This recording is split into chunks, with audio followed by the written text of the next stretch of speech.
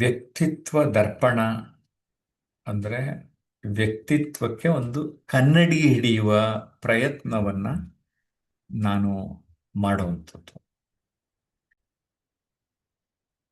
ಈ rolls Royce ಕಾರ್ನ ready ಮಾಡೋದಕ್ಕೆ 6 ತಿಂಗಳು ತಗೋತಾರೆ. ಆದರೆ ಒಂದು ಟೊಯೋಟಾ ಕಾರ್ನ ರೆಡಿ ಮಾಡೋದಕ್ಕೆ 13 ಗಂಟೆ ಸಾಕಂತೆ. ರೀಸನ್ ಏನು? ಟೊಯೋಟಾ ಸಿಮಿಲರ್ ಆಗಿ ಒಂದೇ ತರ ಎಲ್ಲ ಕಾರು ಮಾಡಿಬಿಡ್ತಾರೆ. ಆದರೆ ರೋಲ್ಸ್ ರಾಯ್ಸ್ ನೀವು ಆರ್ಡರ್ ಕೊಟ್ಟಂಗೆ, ಈ ಮನೆ ಕಟ್ಟಬೇಕಾದ್ರೆ ನನಗೆ ಹಿಂಗಿರ್ಬೇಕು ಅಂತಿರಲ್ಲ, ಆ ಥರ ಆರ್ಡರ್ ಕೊಟ್ಕೊಂಡು ಅವ್ರ ಹತ್ರ ಇರೋ ಇದರೊಳಗಡೆ ನಿಮಗೋಸ್ಕರನೇ ಸ್ಪೆಷಲ್ ಆಗಿ ಈ ಕಾರ್ ರೆಡಿ ಮಾಡ್ತಾರೆ. ಅದಕ್ಕೆ ಇದು ಕೋಟಿಗಳು ಜಾಸ್ತಿ. ಓಕೆ, ಸೊ ನೀವು ಅಷ್ಟೇ, ನೀವು ಸುಮ್ಮನೆ ಎಲ್ಲರ ಥರ ನೀವು ಮೂರು ಮತ್ತೊಂದು ಮಂದಿ ಆಗ್ತೀರಾ ಅಥವಾ ಸ್ಪೆಷಲ್ ಫೀಚರ್ ಆಗ್ತೀರಾ ನೋಡ್ಕೊಳ್ಳಿ. ನೀವು ಯಾವಾಗ ಇದನ್ನು ಸರಿಯಾಗಿ ಅರ್ಥ ಮಾಡ್ಕೊಳ್ತೀರಿ, ನಿಮ್ಗೆ ಅದ್ರ ಬಗ್ಗೆ ಕ್ಲಾರಿಟಿ ಜಾಸ್ತಿ ಆಗ್ತದೆ. So Rolls Royce car has got a unique identity. Okay, see ನಾವೆಲ್ಲ ಒಂದು ಲೆವೆಲ್ಗೆ ನಮ್ಮ ಪೇರೆಂಟ್ಸು ಟೀಚರ್ಸು ರೆಡಿ ಮಾಡ್ತಾರೆ. ಯಾವತ್ತು ನೀವು ಡಿಸೈಡ್ ಮಾಡ್ತೀರಿ, ಓಕೆ, ಯಾವತ್ತು ನೀವು ಎಸ್ ನಾನು ಜೀವನದಲ್ಲಿ ಮುಂದುವರಿಬೇಕು, ಬೆಳಿಬೇಕು ಅಂತ ನೀವು ಡಿಸೈಡ್ ಮಾಡಿ ನಿಮ್ಮ ಜೀವನವನ್ನ ನೀವು ನಿಯಂತ್ರಣಕ್ಕೆ ತೆಗೆದುಕೊಳ್ಳುವವರೆಗೆ ನಿಮ್ಮ ಜೀವನದಲ್ಲಿ ಅಭಿವೃದ್ಧಿ ಹೊಂದುವುದಿಲ್ಲ. ನಾನು ಜಯಪ್ರಕಾಶ್ ನಾಗತಿಹಳ್ಳಿ, ಒಬ್ಬ ಮಾತುಗಾರ ಮತ್ತು ಬರಹಗಾರ, ಭಾಷಣಕಾರ, ಬರಹಗಾರ. ಸ್ಪೀಕಿಂಗ್ ಸ್ಕಿಲ್ಸ್ ಬಗ್ಗೆ ಹೆಚ್ಚಿನ ಗಮನ ಕೊಟ್ಟು ಬರವಣಿಗೆ ಕಡೆಗೆ ಈಗ ಗಮನ ಕೊಟ್ಟಿದ್ದೇನೆ. ಒಂದು ಕ್ಷೇತ್ರವನ್ನು ಸರಿಯಾಗಿ ಅರಿತು ಮತ್ತೊಂದು ಕ್ಷೇತ್ರವನ್ನು ಅರಿತರೆ ಒಳ್ಳೆಯದು. ಕನ್ನಡಿ ಬಗ್ಗೆ ನಾನೊಂದು ಚುಟ್ಕ ಬರೆದಿದ್ದೆ. ಇದ್ದದ್ದನ್ನು ಇದ್ದ ಹಾಗೆ ತಿಳಿಸುವ ಮೂಕ ಗುರು ಕನ್ನಡಿ ಅಂತ. ಈಗ ಹೇಗಿರುತ್ತೋ ಹಾಗೆ ತೋರಿಸ್ಬಿಡ್ತದೆ ಕನ್ನಡಿ ನನ್ನ, ಅಲ್ವೇ ಸ್ನೇಹಿತರೆ? ಒಂದು ದೇಶಕ್ಕೆ ಹೋದಾಗ ಕೂಲಿಗೆ ಹಾಲು, ವೆಜಿಟೇಬಲ್ಸ್, ತರಕಾರಿ ಕೊಟ್ಟು ಸಾಕೊಂಡಿದ್ರು ಒಂದು 50 ಹುಲಿನ ಈ ಬೌದ್ಧ ಭಿಕ್ಷುಗಳು. ನಾನು ಕಣ್ಣಾರೆ ನೋಡ್ಕೊಂಡ್ ಬಂದಿದ್ದೀನಿ, ಅದಕ್ಕೆ ಒಂದು ಫೋಟೋನ ನಿಮಗೆ ತೋರಿಸಿದ್ರೆ. ಒಂದು ಹುಲಿಯನ್ನ ಪಳಗಿಸಿ ನಾನ್ ವೆಜಿಟೇರಿಯನ್ ಮಾಡಕ್ ಸಾಧ್ಯತೆ ಇದೆ ಅಂದ್ರೆ, ನಾವು ಮನುಷ್ಯ ನಮ್ಮ ಮೆದುಳನ್ನ ನಾವು ಪಳಗಿಸಿಕೊಂಡು ನಮಗೆ ನಮ್ಮ ಜೀವನದಲ್ಲಿ ಹೇಗೆ ಬೇಕು ಹಾಗೆ ಆಗೋದಕ್ಕೆ ಸಾಧ್ಯವಿಲ್ಲವೇ ಸ್ನೇಹಿತರೆ? ಖಂಡಿತ ಸಾಧ್ಯ ಇದೆ. ಸೊ ಸಾಧು ಹುಲಿಯ ಜೊತೆ ಜೆಪಿ, ಇದು ಅಪ್ಪಟ ಚಿನ್ನದ ಬುದ್ಧನ ವಿಗ್ರಹ.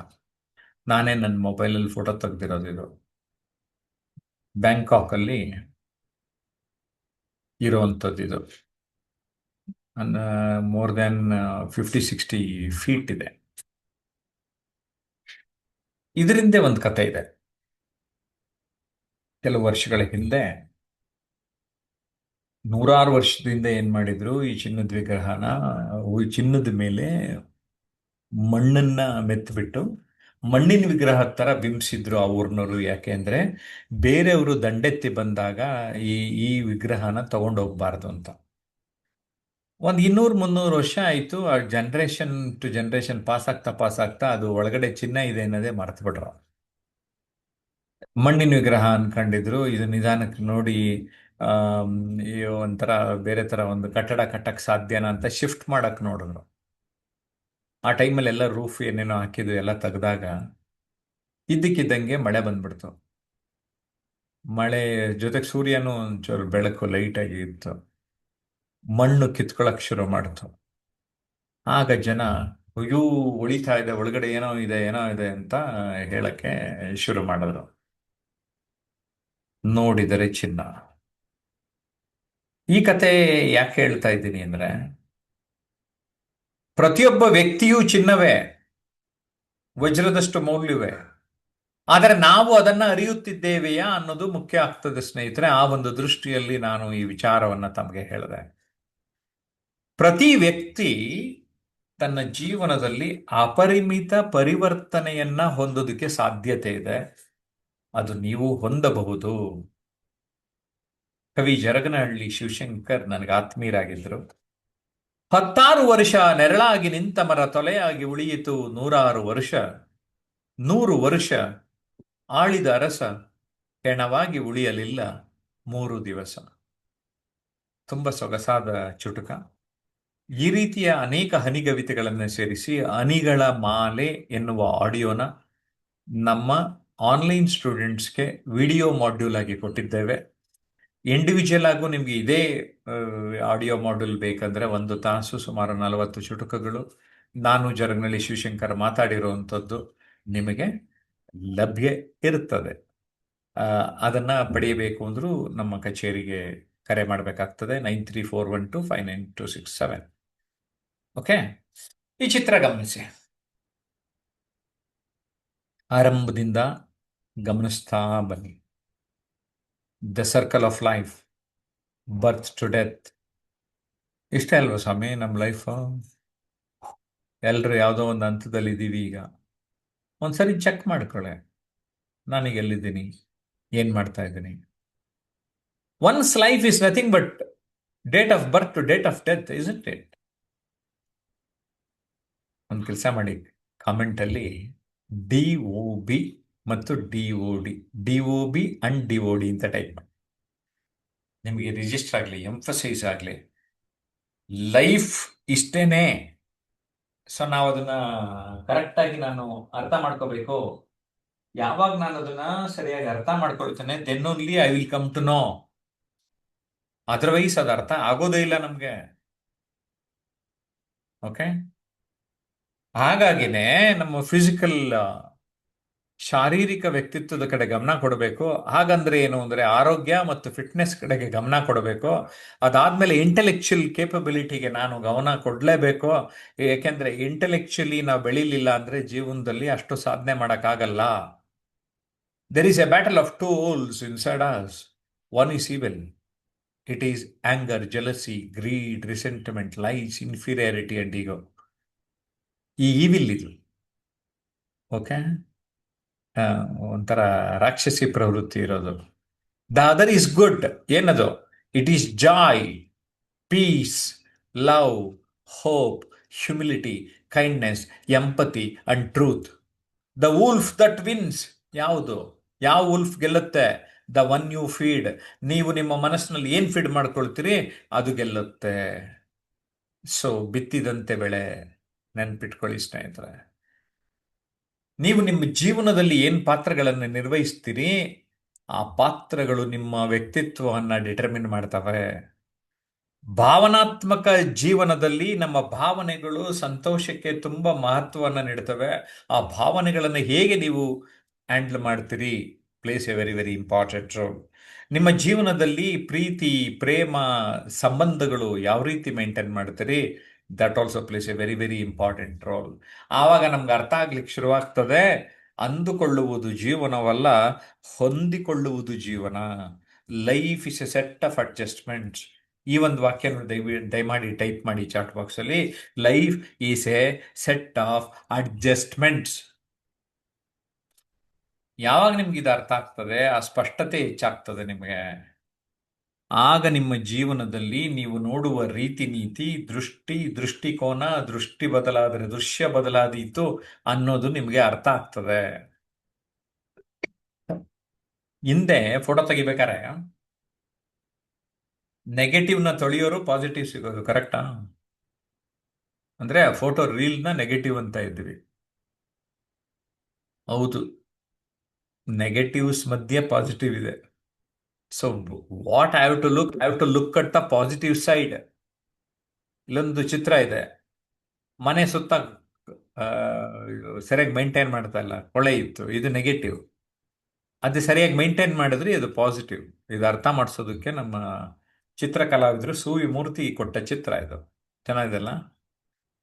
ಇನ್ನು ಜೀವನದ ಗುಣಮಟ್ಟ, ಕ್ವಾಲಿಟಿ ಆಫ್ ಲೈಫ್ ಏನ್ ಡಿಟರ್ಮಿನ್ ಮಾಡತ್ತೆ ಅಂದ್ರೆ, ಎಷ್ಟೋ ಜನರು ಬ್ಯಾಂಕ್ ಬ್ಯಾಲೆನ್ಸ್ ಇರೋದಿಲ್ಲ, ಆದ್ರೆ ಅವ್ರು ನೆಮ್ಮದಿ ಖುಷಿಯಿಂದ ಇರ್ತಾರೆ. ಯಾಕೆಂದ್ರೆ they know how to be happy. So then you have to check the quality of your life. And ನಿಮ್ಮ ವೃತ್ತಿನಲ್ಲಿ ಎಷ್ಟು ಖುಷಿಯಾಗಿದ್ದೀರಿ, ಪ್ರೊಫೆಷನ್, ಫೈನಾನ್ಷಿಯಲ್ ಲೈಫ್, ಆರ್ಥಿಕ ಜೀವನವನ್ನ ಹೇಗೆ ಸುಂದರಗೊಳಿಸಿಕೊಳ್ತಾ ಇದ್ದೀರಿ, ಅದು ಕೂಡ ತುಂಬಾ ಮುಖ್ಯ ಆಗ್ತದೆ.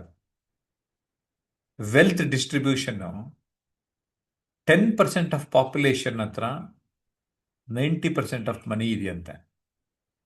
ಈಗ 90% ಆಫ್ ಪಾಪ್ಯುಲೇಷನ್ ಅವ್ರ ಹತ್ರ 10% ಮನಿ ಇದೆಯಂತೆ. ಅಂದ್ರೆ ಅರ್ಥ ಮಾಡ್ಕೊಳ್ಳಿ, 10% ಪಾಪ್ಯುಲೇಷನ್ ಹತ್ರ 90% ಮನಿ ಇದೆ, 90% ಪಾಪ್ಯುಲೇಷನ್ ಹತ್ರ 10% ಇದೆ, ಎಲ್ಲ ಹಂಚ್ಕೊಂಡಿದ್ದಾರೆ. ಹಂಗಾಗಿ ಅದು ಬಡತನ, ಸಿರಿತನ. ಇಲಾನ್ ಮಸ್ಕ್ ಈಗ ಟ್ರಿಲಿಯನೇರ್ ಆತನಂತೆ. ಕೆಲವು ಸಣ್ಣ ಪುಟ್ಟ ದೇಶಗಳ ಬಳಿ ಅಷ್ಟು ಹಣ ಇಲ್ಲಂತೆ, ಒಬ್ಬ ಇಂಡಿವಿಜುವಲ್ ಇಲಾನ್ ಮಸ್ಕ್ ಹತ್ರ ಇದೆ. ಈಗ ಆತ ಇದ್ದಕ್ಕಿದ್ದಾಗೇನೆ ಕಳೆದ ವಾರ ಪ್ರಪಂಚದ ನಂಬರ್ 1 ಶ್ರೀಮಂತ ಆಗೋದ್ರು. ನಾವು ಅಟ್ಲೀಸ್ಟ್ ಒಂದು ಲೆವೆಲಿಗೆ ಬೆಳಿಬೇಕು ಅಂದರೆ ಹನಿ ಗೂಡಿದರೆ ಹಳ್ಳ ಅನ್ನುವ ರೀತಿಯಲ್ಲಿ ಉಳಿಸಿ, ಗಳಿಸಿ, ಉಳಿಸಿ, ಅದನ್ನು ಇನ್ವೆಸ್ಟ್ ಮಾಡಿ ಬೆಳೆಸೋದು ಹೆಂಗೆ ಅಂತ ನೋಡ್ಕೊಂಡ್ರೆ ಮಾತ್ರ ಅದು ಸಾಧ್ಯ ಆಗ್ತದೆ. ಜಾಸ್ತಿ ಜನ ರಿಟೈರ್ಮೆಂಟ್ ಟೈಮಲ್ಲಿ ಓನ್ಲಿ 1% ವೆಲ್ದಿ ಇದ್ದಾರಂತೆ. 4% ಒಂದು ಲೆವೆಲಿಗೆ ಸ್ಟ್ಯಾಂಡರ್ಡ್ ಆಫ್ ಲಿವಿಂಗ್ ಮೇಂಟೈನ್ ಮಾಡ್ತಾರೆ. 23% ವರ್ಕ್ ಮಾಡ್ತಾರಂತೆ, 9% ಸಾಯ್ತಾರಂತೆ, 63% var dependent on children and charity. ಮಕ್ಕಳ ಮೇಲೆ ಅಥವಾ ಯಾವುದೋ ಒಂದು ಅನಾಥಾಶ್ರಮದ ಮೇಲೆ ಡಿಪೆಂಡ್ ಆಗ್ತಾ ಇದ್ದಾರೆ, ವೃದ್ಧಾಶ್ರಮ ಆ ಥರದ್ರಲ್ಲಿ ಅಂತ. ಸಾಮಾಜಿಕ ಜೀವನದಲ್ಲಿ, ಸಮಾಜದಲ್ಲಿ ನಮ್ಮನ್ನ ಗುರುತಿಸಿಕೊಳ್ಳುವ ರೀತಿ, ನೀತಿ, ಎಲ್ಲರೊಂದಿಗೆ ಸಹಭಾಗಿತ್ವ, ನೆಟ್ವರ್ಕ್ ಇಸ್ ನೆಟ್ವರ್ಕ್ ಅನ್ನೋದನ್ನ ಅರ್ಥ ಮಾಡಿಕೊಂಡು ನಾವೆಲ್ಲರೂ ಒಂದು ಬೀಯಿಂಗ್ ಹ್ಯೂಮನ್ ಆಗ್ಬೇಕು ನಾವು. Yes, we are all human being human ಅಂತ ಒಂದ್ಸರಿ ಟೈಪ್ ಮಾಡಿ ಚಾಟ್ ಬಾಕ್ಸಲ್ಲಿ, ಕಾಮೆಂಟ್ ಬಾಕ್ಸಲ್ಲಿ ಬೀಯಿಂಗ್ ಹ್ಯೂಮನ್, ಬಿಕಾಸ್ ಇದು ತುಂಬ ಮುಖ್ಯ. ಸ್ನೇಹಿತರೆ, ನಿಮಗೆ ನಾನು ಕಳೆದ ವಾರ ಮಾನವೀಯತೆ ಎನ್ನುವ ಒಂದು ವಿಷಯದ ಮೇಲೇನೆ ಸುಮಾರು ಒಂದು ಸುದೀರ್ಘವಾದ ವಿಡಿಯೋ ಮಾಡಿದ್ದೇನೆ. ದಯಮಾಡಿ ಆ ಒಂದು ವಿಡಿಯೋನು ಕೂಡ ತಾವು ಗಮನಿಸಬೇಕು ಅಂತ ಬಯಸ್ತೇನೆ. ಪೋಷಣೆ, ಆರ್ಟ್ ಆಫ್ ಪೇರೆಂಟಿಂಗ್, ಪೋಷಕರ ಪಾತ್ರ ತುಂಬ ಮುಖ್ಯ. ಅದನ್ನು ಅರ್ಥ ಮಾಡಿಕೊಂಡು ನಾವು ಜೀವನದಲ್ಲಿ ಜನ್ರೇಷನ್ನೇ ಬದಲಾಗೋದನ್ನ ನಾವು ಗಮನಿಸೋಕೆ ಸಾಧ್ಯ. ಜನ್ರೇಷನ್ನ ಸೃಷ್ಟಿ ಮಾಡೋದು ಪೇರೆಂಟ್ಸ್ ಕೈನಲ್ಲಿದೆ, ಅದ್ರ ಜವಾಬ್ದಾರಿನ ಅರ್ಥ ಮಾಡ್ಕೊಳ್ಳಿ.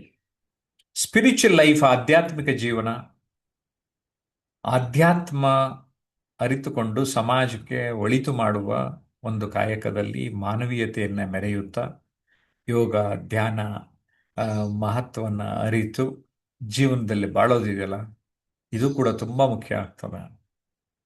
Art of giving plays a very very important role. ನಾವೇನಂದರೆ ರಿಸೀವಿಂಗ್ ಅಂತ ಅನ್ಕೊಂಡ್ಬಿಟ್ಟಿರ್ತೀವಿ, ಆದರೆ ಆರ್ಟ್ ಆಫ್ ಗಿವಿಂಗ್, ಕೊಡೋದ್ರಲ್ಲೇ ಜಾಸ್ತಿ ಖುಷಿ ಇದೆ. ಬೇಕುಗಳ ಕಡೆ ಗಮನವಿಡಿ, ಬೇಡಗಳನ್ನು ದೂರವಿಡಿ. Focus on what you want and not on what you don't want. Friends, ಮೈಕೆಲ್ ಏಂಜಲೋನ್ ಕೇಳಿದ್ರಂತೆ, ಇಷ್ಟು ಚೆನ್ನಾಗಿರೋ ಶಿಲ್ಪಕಲೆಗಳು ಮಾಡ್ತೀಯಾ ಅಂದರೆ, ಶಿಲೆಯಲ್ಲಿ ಮೂರ್ತಿ ಮೊದಲೇ ಇತ್ತು, ನಾನು ಕೇವಲ ಅನಗತ್ಯ ಭಾಗವನ್ನು ಮಾತ್ರ ತೆಗೆದು ಹಾಕಿದೆ ಅಂತ ಮೈಕೆಲ್ ಏಂಜಲೋ ಹೇಳ್ತಾರೆ. ನಾವು ಅಷ್ಟೇ ಅಲ್ವಾ ಜೀವನ? I just go on removing unwanted parts of the stone, idols emerge automatically ಅಂತ ಹೇಳ್ತಾರೆ. ಅನಗತ್ಯ ಕಳೆಯನ್ನು ತೆಗೆದರೆ ಮಾತ್ರ ಉತ್ತಮ ಬೆಳೆಯನ್ನು ಬೆಳೆಯಲು ಸಾಧ್ಯ. ಅರ್ಜುನ, ಏನ್ ಕಾಣಿಸ್ತಾ ಇದೆ ಅಂದ್ರೆ ಆ ಪಕ್ಷಿ ಕಣ್ಣು ಕಾಣಿಸ್ತಾ ಇದೆ ಅಂತ ದ್ರೋಣಾಚಾರ್ಯರಿಗೆ ಹೇಳಿದ ಹಾಗೆ ನಮ್ಮ ಫೋಕಸ್ ಇರಬೇಕು. The greatest distance in the world is just 14 inches from the mind to the heart. It's most difficult to manage the balance between them. ಅಂದರೆ ನಾವು ನಮ್ಮ ಮೆದುಳಿನಿಂದ ಹೃದಯಕ್ಕೆ ಸಂಪರ್ಕ ಡಿಸ್ಟೆನ್ಸ್ 14 ಇಂಚು, ಇದೇ ತುಂಬ ಗ್ರೇಟೆಸ್ಟ್ ಡಿಸ್ಟೆನ್ಸ್. ಯಾಕೆಂದ್ರೆ ನಾವು ಬರೀ ಬುದ್ಧಿ ಉಪಯೋಗಿಸ್ತೀವಿ, ಆದರೆ ಹೃದಯನ ಬಳಸೋಲ್ಲ, ಭಾವನೆಗಳನ್ನು ಸರಿಯಾಗಿ ವ್ಯಕ್ತಪಡಿಸೋದಿಲ್ಲ.